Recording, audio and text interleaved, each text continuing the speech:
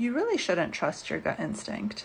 I'm a psychologist, and I'm going to give you 3 reasons why your gut instinct might lead you down the wrong path. A lot of people keep saying this phrase, like, trust your gut, trust your gut. But actually, our gut is only one data point, and it's a data point that can really lead us astray. So the first reason why our gut instinct might be wrong is because it might be due to implicit memory. So implicit memory is essentially a trauma memory that we develop usually in early life. And implicit memory is kind of like bypassing emotion and thought at the same time.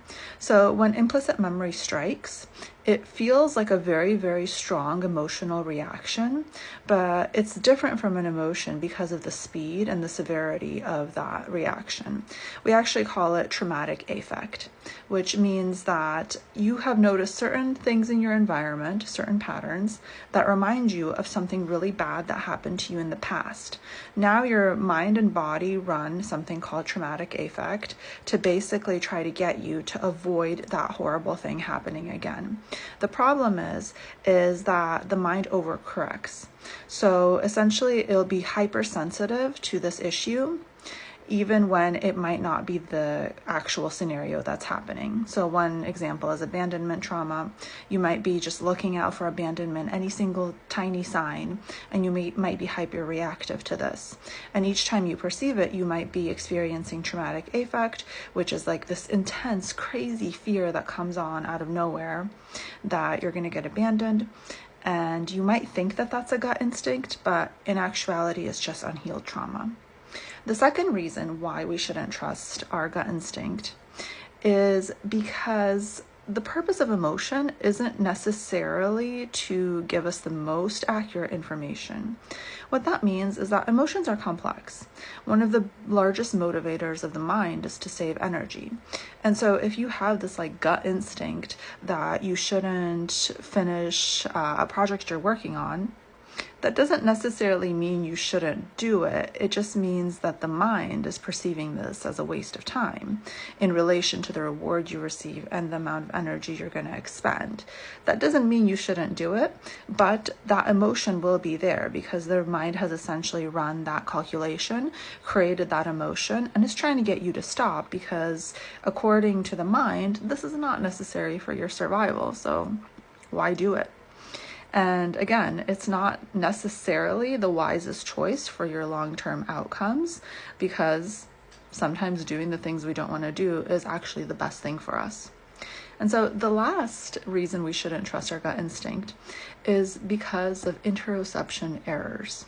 Interoception is essentially our perception and evaluation and interpretation of the physical things that happen in our bodies and what we think they mean about what's going on in the world and what's going on with us.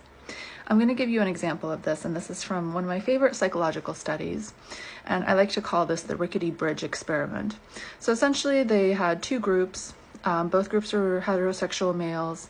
The interviewer, the psychological interviewer in the study was a female. Supposedly she was attractive. And so they put one group on a bridge to talk to this female researcher, and they put one group on stable land. And supposedly this bridge was very rickety, it was kind of precarious. And after the interview, they asked the men to rate their attractiveness levels to the female researcher. And the men that were on the rickety bridge rated their attraction to this female researcher as statistically more attractive. Like they felt more attraction to the female. They felt more like feelings towards her. And the only thing that changed was the fact that they were on a rickety bridge. And so this is an interoception error. The reason for this is because typically when we're in a dangerous situation, like a rickety bridge, our heart beats faster, our palms are sweaty, we might have the shallow breathing. And what happened here is that these participants misinterpreted these interoceptive signs as them having high attraction levels. Because if you think about it, fear and attraction have a lot of similar physical symptoms, right? If we really like someone, our palms get sweaty, our heart beats faster, we get the butterflies. And if we're on a bridge that we're not sure if it's going to be able to hold our weight, a lot of those signs are exactly the same. So a lot of people will experience interoceptive errors. I'm someone who experiences this when I'm about to get sick.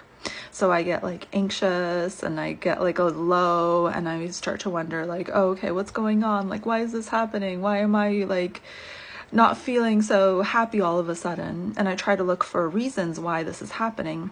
And then the next day I get sick and I'm like, oh, okay, I guess I didn't need to have like an existential crisis. I just had a cold.